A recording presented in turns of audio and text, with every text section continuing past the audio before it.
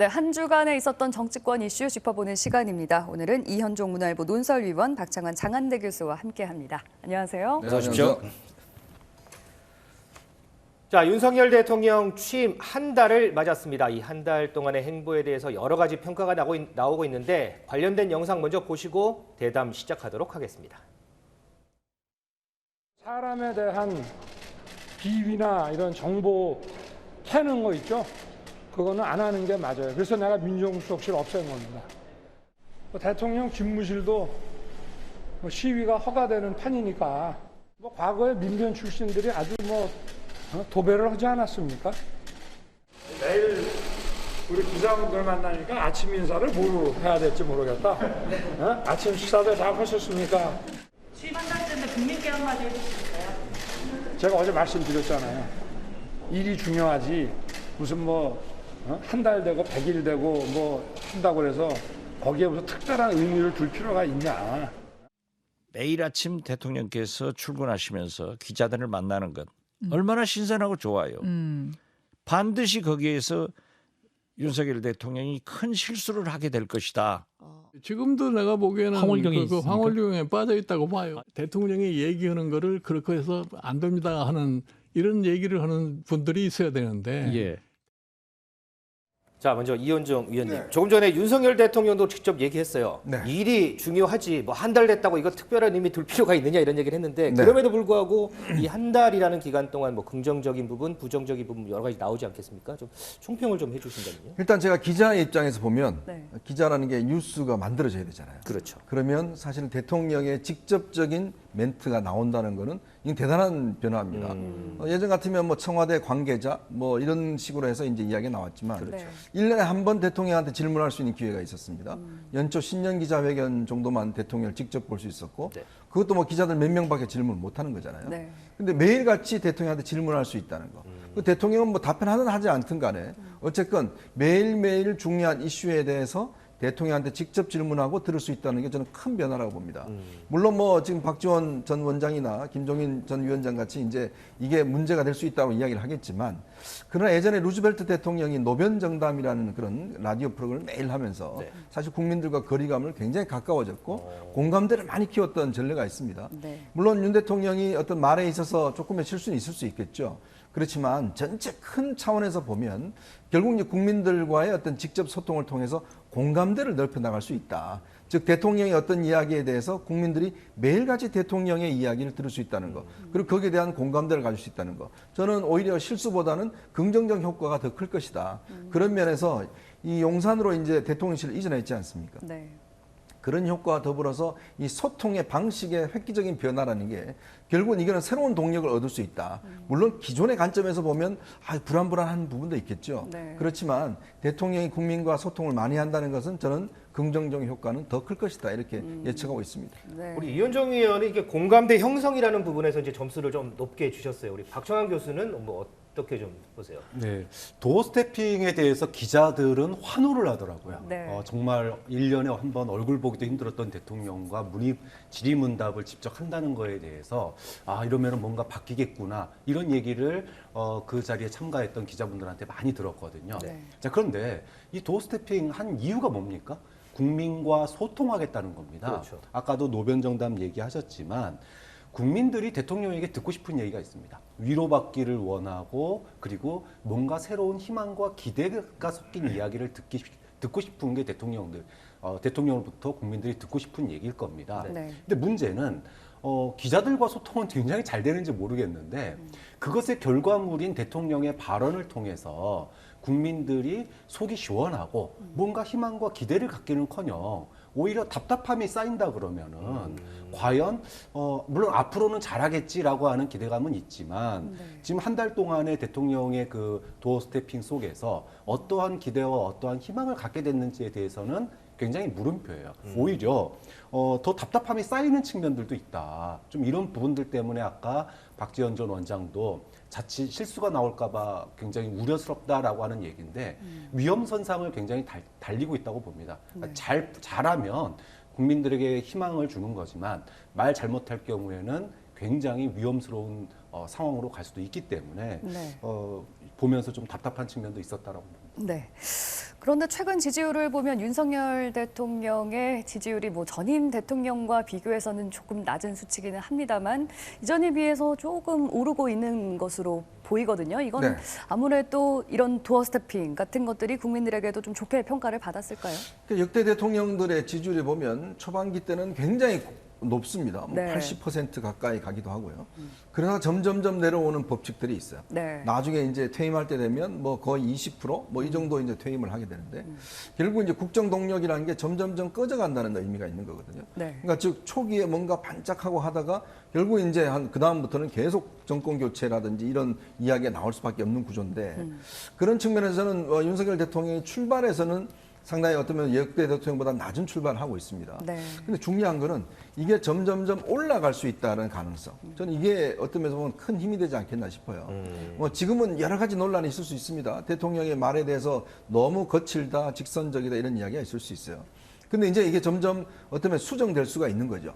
왜냐하면 제가 듣기로는 이제 대통령 이 출근하시기 전에 기자들이 청와대 참모들이 기자들한테 오늘 도대체 언론의 관심이 뭡니까? 이런 걸 많이 물어본다고 그래요. 미리 기자실 와서. 그런가요? 언론들이 오늘 뭘 관심을 갖고 있습니까? 그러면 그거를 정리를 해서 미리 대통령한테 이야기를 하고 네. 대통령 그 부분에 대해서 답변을 준비한다고 그래요. 그러니까 지금 이제 한 달 정도 됐지 않습니까? 네. 이게 이제 쌓이면 즉 언론의 관심이라는 게 뭐냐면 국민들의 관심이거든요. 네. 국민들이 오늘 뭘 지금 궁금해하고 뭘 지금 어려워하는 건지 이제 그런 것들이 대통령에게 전달되고 대통령이 그에 대해 생각을 하게 되고 네. 아마 지난번 보셨지만 이 너무 여성이 없다라는 이야기 있었는데 그렇죠. 당시에 외신 기자가 아니 왜 이렇게 여성 그 비율이 적으냐 네. 이 이야기를 한 이후에 많이 바뀌었지 않습니까? 네네. 그러니까 대통령도 인간이기 때문에 사실 자기가 잘못하고 있는 줄을 잘 모를 수가 있어요.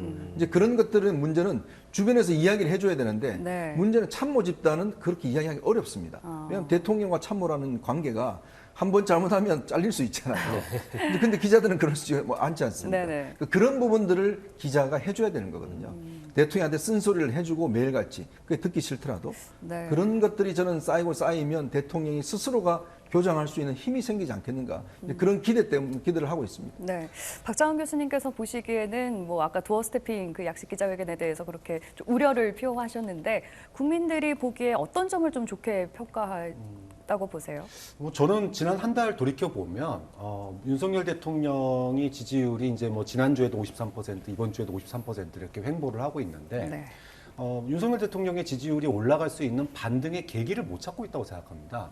그러니까 지난주 북한의 미사일 발사가 계속 있었고 네. 여기에 대해서 윤석열 대통령이 사실 전 정권에서는 북한의 미사일 발사에 대해서 전전긍긍만 했지 이렇다 할 뭐 국민들을 속 시원하게 해줄 그런 어떤 반응을 보여주지 못했었거든요.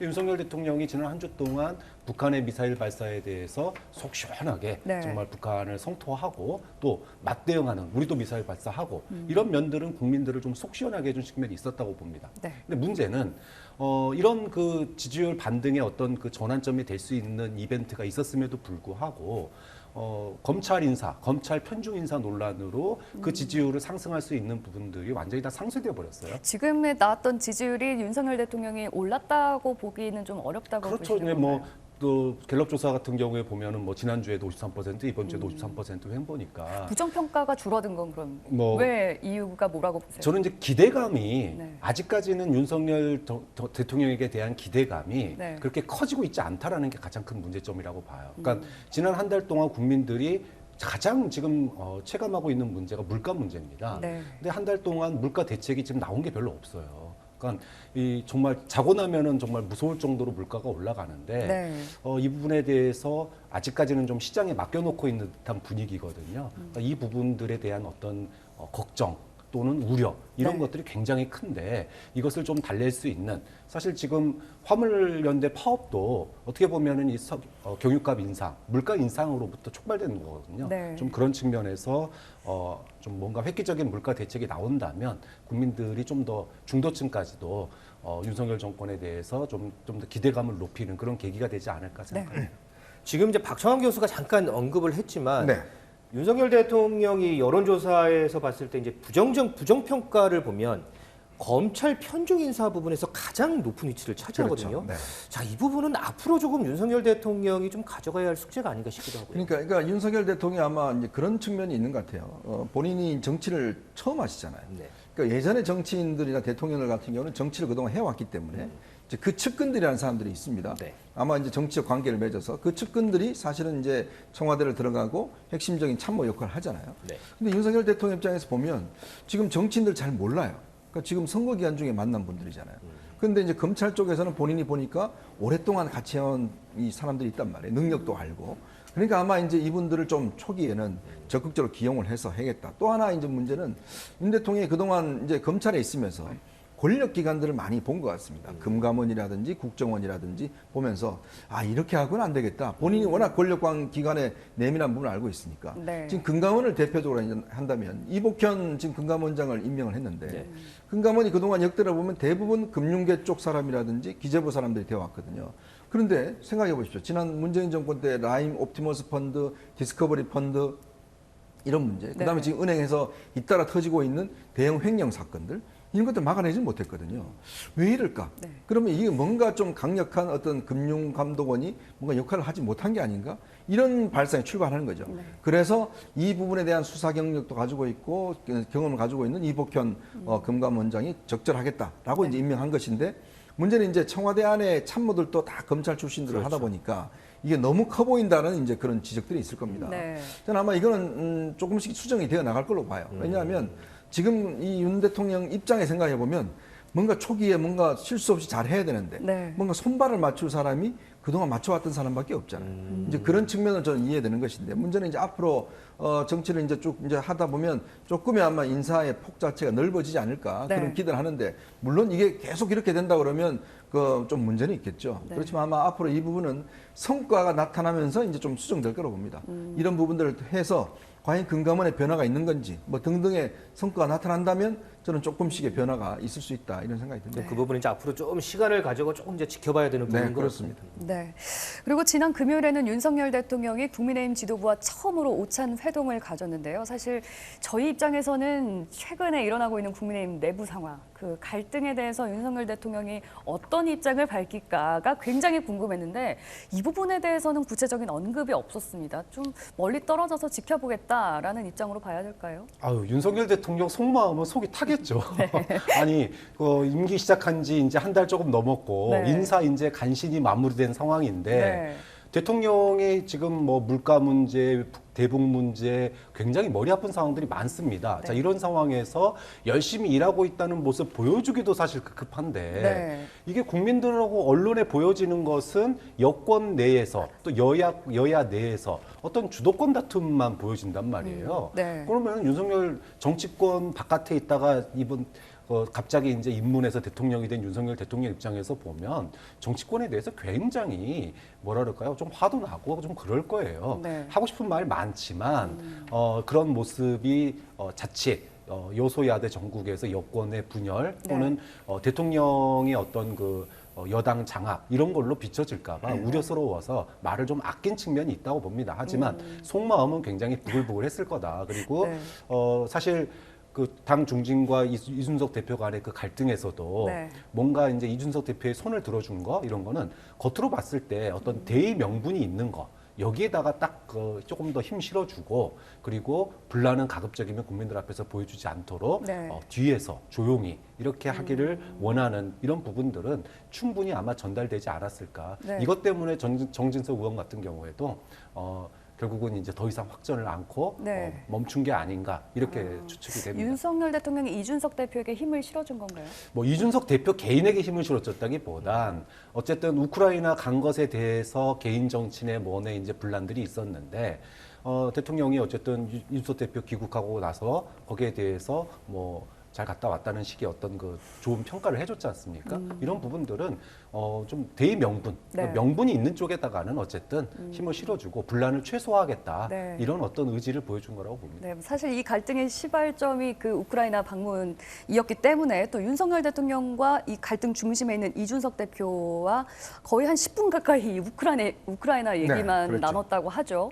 그런데 또 한편으로는 뭐 그동안 선거를 2번이나 이겼는데 이준석 대표에게 거기에 대한 공에 대해서는 하나도 언급을 하지 않아서 이것도 다른 의미가 있는 거 아니냐라는 해석들이 있거든요. 그러니까 보통 이런 식의 당 대통령실 네. 이렇게 모임을 하면 대통령이 앞으로 이준석 대표를 중심으로 네. 당이 열심히 좀 해주시기 바랍니다. 네. 이런 이야기를 의례적으로 하는 거거든요. 네. 그러니까 그동안 정치인들은 그렇게 해왔습니다. 그러니까 그러면서 이제 대표한테 대통령의 힘을 실었다 네. 이렇게 언론들이 이제 해석을 하는데 그러니까요. 그 이야기가 없었어요. 네. 그건 뭐 이게 의도적으로 안 했는지 뭐 이런지는 이제 판단하기 어려울 것 같아요. 왜냐하면 윤석열 대통령이 정치 출신이 아니기 때문에 네. 이제 그런 뭐 어떤 말의 어떤 필요성 이걸 뭐 느끼지 못했을지 모르겠는데 네. 어쨌거나 이번 우크라이나 방문은 대통령 입장에서도 조금 껄끄러운 측면이 있을 겁니다. 왜냐하면 지금 대통령께서 이제 29일 날 나토 정상회의에 참가하거든요. 네. 그리고 나토 정상에 참가해서 아마 우크라이나 문제가 본격적으로 논의가 되고 네. 그 결정 속에서 우리가 이제 우크라이나를 지원하는 네. 이런 방향으로 진행이 되는 것 같고 네. 지난번에 우크라이나 외교부 차관이 방문을 했었습니다. 네. 그래서 우리에게 무기 지원을 요청을 했어요. 그런 것 등등을 이야기를 하면 지금 사실은 이준석 대표가 아무런 자격이 아니잖아요. 특사 자격도 아니고 당대표 그냥 자격으로 간 거란 말이죠. 네. 그게 자칫 어떤 면에서 보면 좀 끌려가는 듯한 느낌들이 있을 겁니다. 네. 이제 그런 부분에 아마 윤 대통령이 좀 불편한 것이고 또 지금 상황에서 지금 이준석 대표의 지도력이 흔들려 버리면 이게 지금 대통령이 정말 몇 달이 정말 중요한데 이게 당 내분으로 모든 시간을 허비해 버리면 안 네, 되잖아요. 네. 그러니까 그런 측면에 좀 더 안정적으로 좀 갈 필요가 있다. 그렇지만 근본적으로는 이준석 대표와 윤 대통령이 가지고 있는 지난 대선에 쌓였던 여러 가지 문제에 대해서는 불편한 면이 있을 거예요. 감정적인 그런 면들은 면이 좀... 아마 앞으로 이제 조금의 내연하다가 네. 언젠간 또 불거지겠죠. 자, 지금도 잠깐 얘기가 나왔지만 지난 한 주 동안의 가장 이슈가 바로 아마 국민의힘 이준석 대표와 정진석 의원 간의 설전이 아니었나 싶은데 관련된 영상 보고 좀 더 자세하게 좀 분석해 보겠습니다. 네, 준비된 자, 영상은 영상이 이따가 조금 들어보기로 이따가 하고요. 보도록 하고요. 네. 자, 박창원 교수님. 이게 이제 보니까 이 이준석 대표하고 정진석 의원 처음에는 보니까 이제 뭐 수위도 상당히 막 높아요. 그러다가 보니까 개인적인 감정 싸움으로도 흐르는 모습이었거든요. 어떻게 그랬어요? 이게 뭐 개인의 우발적인 감정 싸움이냐 아니면은 계획된 어떤 그 소위 진흙탕 싸움이냐 요게 결국은 중요하다고 봅니다. 일단은 뭐 한 며칠 사이에 정말 온 국민의 눈과 귀를 시차를 넘어서까지 실시간으로 몸은 우크라이나에 있는데 방송에는 계속 이준석 대표가 나왔거든요. 네. 이걸 넘어설 정도의 그런 싸움을 보였기 때문에 이게 그냥 단순한 감정 싸움이냐 아니면 정말로 선거 직후에 이런 상황이 벌어지다 보니까 뭔가 이준석 밀어내기를 위한 어떤 진흙탕 싸움의 수순을 밟는 거냐. 권력 다툼이냐. 그렇죠. 네. 해석이 굉장히 분분했거든요. 결국은 일단 며칠 만에 일단 수면 아래로 조금 가라앉는 모양새입니다만 뭐 아까도 말씀하셨지만 이게 본질적으로 이준석 대표가 그 사이에 윤핵관과의 어떤 갈등들이 지난 대선에 2번의 가출로 표출된 적이 있었기 때문에 네. 이제 앞으로의 이준석 대표의 역할, 위상 이런 부분들이 과연 계속 유지될 수 있을 거냐라고 하는 거에 물음표가 있고요. 결국 이 부분은 24일 날 이준석 대표에 대한 어떤 그 당윤리위원회의 어떤 제재 결과, 네. 징계 결과 이것에 따라서 결국은 이제 앞으로 어떤 이준석 대표의 운명이 이제 판가름 나지 않겠느냐 네. 이렇게 보는데 이게 공교로운 거예요. 그러니까는 24일 날 그런 징계 어떤 날짜를 잡아놓은 상태에서 진흙탕 싸움이 벌어지니까 네. 아무리 뭐 무슨 잘못을 하더라도 진짜 커다란 잘못하지 않는 이상 2번의 승리, 아니 정확하게는 3번의 승리죠. 3번의 큰 선거를 승리로 이끈 당대표를 밀어내는 게 쉬운 일이 아니거든요. 좀 그런 측면에서 이번 그 우크라이나에서 벌어진 갈등은 수순 밟기, 소위 말하면은 징계 이후에 이준석을 밀어내기 위한 진흙탕 싸움에 네. 어떤 그 그림을 그린 거 아니냐라고 하는 그런 의혹이 이제 짙어지는 건데 네. 결국은 24일 그 결과 나오고 나서 지켜봐야 될 것 같습니다. 당대표와 오선 중진의 과한 격한 설전이었기 때문에 더 이런 얘기들이 오가는 것 같습니다. 권력 다툼이라고 보셨는데 이 위원님께서는 어떻게 보십니까? 그러니까 이게 이제 그동안 쌓였던 게 폭발한 거죠. 이게 선거가 이제 끝났기 때문에. 네. 왜냐, 뭐 다 아실 겁니다. 이준석 대표가 지난 대선 과정에서 뭐 2번인가요? 3번 가출을 하고 뭐 빚었던, 그럼 또 탄핵 일보 직전까지 갔던 네. 그런 상황들. 그리고 왜 이준석 대표는 항상 예를 들어서 내부 싸움은 치열하게 하면서 네. 왜 옛날에 문재인 대통령이나 이런 싸움을 하지 않을까?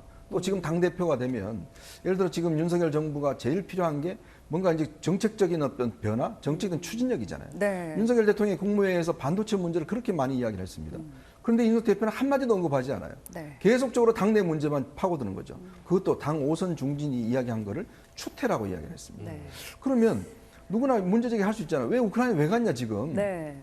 당장 선거 끝났는데 당대표가 할 일이 태산인데 네. 왜 우크라이나에 갔느냐. 그러니까 이게 이런 문제로 이렇게까지 그러니까 싸울 일인가 본인이 싶긴 밤새 했거든요. 하면서 육무방망이 막 사진 네. 올리고 뭐 추태다 그러고 이야기를 하니 네. 그러면 혁신위원회를 띄운다고 이야기를 하는데 그러면 국민의힘에서는 당대표 문제에 대해서 아무런 비판을 못하나? 당대표 비판만 했다가 갑자기 육무방망이만 들고 하는가? 이런 식의 문제 제기를 할 수가 있는 거예요. 과연 국민의힘이 그러면 민주주의적인 정당인가? 이 문제에 대한 근본적 질문. 왜냐?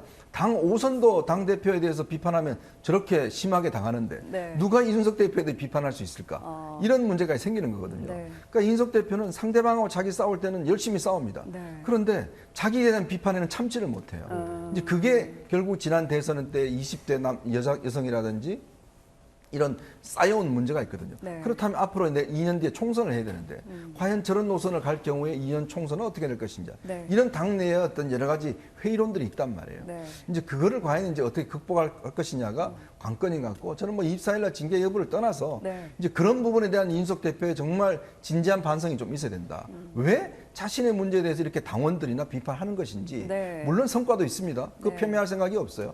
그렇지만 자신의 제기되고 있는 여러 가지 문제에 대해서 전혀 받아들이지 않거든요. 네. 이제 그렇게 될 경우에는 이 문제는 더 커질 수밖에 없다. 저는 그런 생각이 듭니다. 네. 그동안에 어떤 설전들이 오갔는지 영상이 준비됐다고 하는데요. 네, 먼저 보고 오시겠습니다.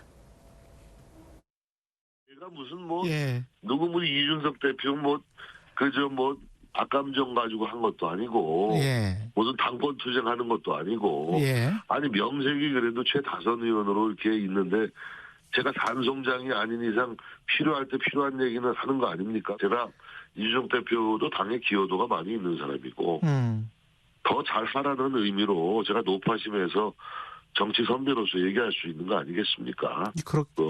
그런 취지로 받아들여 주셨으면 좋겠어요. 윤석 부의장이 오늘 소위부답 올리셨거든요. 앞으로 좀 어떻게 풀어나가실 건지. 소위부답을 올리셨다는데 소위부답은 행동으로 하는 거지 소위부답을 그렇게 소위부답 하겠다고 올리는 게 소위부답이 아니거든요. 그 소위부답 하시겠다니까 뭐 하시면 되죠. 그러니까 그거를 나 조용히 하겠음을 글로 올려놓고 조용히 하는 경우 있나요? 그거는 뭐 저는 약간 의아한 반응이다 이렇게 생각합니다. 자, 박 교수님. 지금 저희가 이제 논의했던 이 이준석 대표하고 정진석 의원의 설전, 이 부분 말고 또 하나가 있어요. 바로 친윤 성향 모임이라고 일컬어진 이제 민들레 모임인데 이게 권성동 원내대표가 막 비판을 하고 했는데 장제원 의원이 이제 불참 선언을 했단 말이죠. 이게 권성동 원내대표의 이런 비판이 부담이었을까요? 어땠을까요?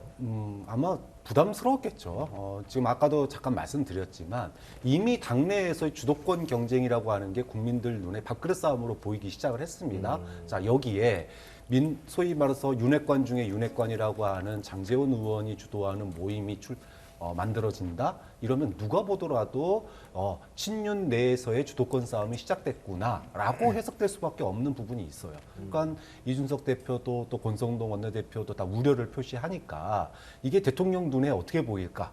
이렇게 생각될 수밖에 없죠. 국민들 눈에 어떻게 보일까? 네. 자, 이것 때문에 일단 한 발 이제 뒤로 후퇴하는 모양새를 취했다고 봅니다. 네. 자, 그런데 이게 결국은 그러면은 이걸로 문제 끝이냐? 아니다. 문제는 시작일 뿐이다. 오히려 한 발 비켜줌으로 인해서 민들레가 전 국민들에게 알려지게 됐습니다. 네. 공직자들에게 장제원 의원이 뒤에 있는 민들레 이렇게 이미 이제 공식화가 된 거예요. 저 멤버들이 이제 저 멤버들이 윤핵관이구나. 네. 이렇게 국민들 앞에 딱 공식화된 표가 겁니다. 네. 그러면 앞으로 전 국민들이 민들레 얘기를 알게 됐고 네. 소위 말해서 이제 그쪽에 줄 서는 사람들이 많이 생기는 거죠. 이걸로 효과는 전 다 거두었다고 봅니다. 과거에도 윤핵관 논란 처음 터졌을 때 네. 장제원 의원이 뒤로 한번 물러선 적이 있었어요. 그때 뭐라 그랬습니까? 자기 사무실도 안 나가고 여기 또 안 나가고 있다. 근데 결과적으로 한 달 뒤에 어떻게 됐습니까? 짜잔 하고 정말로 그 대선판을 흔들 단일화의 이 중심에 서 가지고 나타났습니다. 네. 그러면 지금 나 민들레 이제 처음에 들어가지 않을게라고 얘기를 했지만 이것이 결국은 시간이 지나면 여권 내에서의 주도권 다툼 때 결국은 장제원 의원의 그 소위 윤핵관이라고 하는 이 장제원 의원의 등장 이건 결국 불가피한 거 아니냐. 그럼 결국 총선을 앞두고 공천 논란이 생기면 이것은 결국은 그 끝이 보이는 끝이 보이는 시작점이라는 점에서 굉장히 큰 의미가 있는 그런 사건이었다고 보는 거죠. 네, 그러면은 민들레 모임이 지금 당장 15일 출범은 조금 불투명해진 게 아닐까 싶기는 한데 공식 모임이 없더라도 사실상 그 민들레의 역할을 하게 될 거라고 보세요. 그래서 물 밑에 들어가서 역할을 할지 아니 모르겠지만 어쨌거나 이 문제는 단순히 하나의 모임에 대한 문제는 아닌 것 같습니다. 결국은 이준석 대표와 권성동 원내대표가 자신의 지도력이 흔들릴 가능성이 있다. 저는 그런 측면에서 강력히 반발한 것 같아요. 왜냐? 누구나 다 알지만 장제원 의원 같은 경우는 다 아시겠지만 비서실장을 했고 윤석열 대통령의 핵심 측근 아니겠습니까? 이제 그 사람이 주도하는 거라면 이게 당위의 당처럼 어떤 면에서 군림할 수 있다. 이런 판단에서 아마 두 사람은 이해관계가 같은 거죠. 그런데 윤 대통령 입장에서 보면 지금 당에서 저렇게 나를 협조를 잘 안 해주고 당대표도 한마디도 반도체 언급도 안 하고 그럴 경우에 답답할 겁니다. 왜냐하면 당내에서 어떤 면에서 보면 정부가 움직여 나가는 것에 대한 뒷받침을 좀 해줘야 되는데 그렇다면 대통령 입장에서 보면 아마 필요성들이 솔직히 있을 거예요. 당에서 본인과 말이 통하는 사람들이 적극적으로 움직여주고 이슈화 시켜주고 또 움직임을 보여주고 입법화 시켜준다라면 대통령 입장에서는 굉장히 좋을 수가 있거든요. 저는 그래서 잠시 지금의 어떤 면에서 보면 좀 주춤하지만 그러나 이 필요성들은 분명히 존재하고 있다. 그렇다면 언제든지 다시 이 문제는 아마 부각될 가능성이 저는 여전히 높다 이렇게 봅니다. 자, 이번 한 주도 아마 국민의힘 이 행보에 대해서 상당히 관심이 갈 것 같은데 지금 시간이 얼마 없는데 이 부분도 하나 좀 짚어보고 갈게요. 한국갤럽에서 차기 대선 주자 여론조사를 했는데 상당히 의외의 인물이 포함이 됐습니다. 박정환 교수님, 한동훈 장관이 여기에 포함이 됐어요. 어떻게 보세요? 법무장관이니까 당연히 나올 수 있죠. 대통령 최측근에 법무부 장관을 꿰찼습니다. 당연히 차기에 올라가는 거 너무 당연합니다. 과거에도 유사한 일이 있었죠. 멀리 가보면은 육공화국의 황태자 박철원 장관이 있었고요. 또 최근에 불과 몇 년 전입니다. 문재인 정부 출범하고 나서 최측근이었던 김경수 지사. 보면은 바로 대권 후보로 올랐었어요. 그렇기 때문에 여론조사에 올라가는 거 너무 당연한 거다. 다만 그렇게 그 대통령 측근에 있던 분들이 어떤 그 후보로 올라갈 경우에 이것이 미치는 여파는 그 끝은 결국은 그 정권의 성공 여부와 함께 가더라는 거죠. 그런 점에서 이 여론조사에 이름이 올라간 건 너무 당연한 일이고 다만 이것이 이제 어디까지 갈 수 있느냐 이 부분은 아직 이제 시작입니다. 5년 앞으로 멀었기 때문에 우리 이낙연 전 총리 기억나시잖아요. 불과 1년 전만 해도 압도적인 여론조사 지지율 1위였습니다. 그런데 어느 순간 경선도 통과하지 못했어요. 그때는 윤석열 대통령이 후보로 나오기도 전이었죠. 그렇죠. 그러니까 1, 2년 전 불과 임기 절반 넘어섰는데도 압도적인 일이었단 말이에요. 그런데 1, 2년을 못 버티고 경선도 통과 못한 사례가 있기 때문에 여론조사에 올라간 게 중요한 게 아니라 결국은 최후까지 갈 수 있는 저력, 힘, 조직, 그다음에 자신의 이미지, 비전 이런 게 있는지가 중요하겠죠. 아직까지는 이 조사 결과가 좀 이른감이 있기는 합니다만 이 조사 방식이 후보군을 누구 먼저 불러준 게 아니라 자유롭게 누가 차기 대선 주자로 떠오르냐라고 물었던 자유응답 방식이었거든요. 여기에서 좀 의미를 찾아볼 수 있지 않을까 싶은데. 그러니까 결국은 이제 이런 심리죠. 대중은 새로운 스타를 원하는 거거든요. 임영웅이가 트로트 스타로 떴잖아요. 마찬가지로 정치권에서도 임영웅 같은 스타가 원하는 겁니다. 그럼 한동훈 장관이 이제 지금 정치권 스타로 떠오르는 왜냐하면 건가요? 다 다르잖아요. 기존 정치인의 문법과 다르지 않습니까? 정말 AI 같은 정확한 답변, 그리고 절대 논리에서 지지 않는 모습들, 깔끔한 외모라든지 이런 것들이 기존의 정치인들과는 전혀 다르니까 정말 관심을 갖게 되는 것인데 이제 문제는 이제 이렇게 앞으로 많은 관심을 가질 겁니다. 근데 문제는 이게 역대 아까 박창균 이야기했지만 결국은 이 정권의 어떤 것을 넘어설 수 있느냐가 저는 관건인 것 같아요. 같이 가버리면 예를 들어 정권이 성공하더라도 어렵지만 그걸 플러스 알파 할 수 있는 능력이 있는가? 김종인 위원장이 또 별의 순간 얘기를 별의 순간이 또 나오더라고요. 계속 별의 순간이 하늘의 별천지 같은데 그래서 그 별의 순간이 될지 안 될지 모르겠지만 그러나 결국은 아마 한동훈 장관이 어떤 성과로 국민들에게 보여주느냐 저는 거기에 달려있다고 보는 것이고 즉 윤석열 정권이 성공해야 한동훈의 미래도 있다. 저는 그렇게 봅니다. 알겠습니다. 자, 시간상 오늘 얘기는 여기까지 들어야 될 것 같습니다. 두 분 말씀 잘 들었습니다. 고맙습니다. 고맙습니다.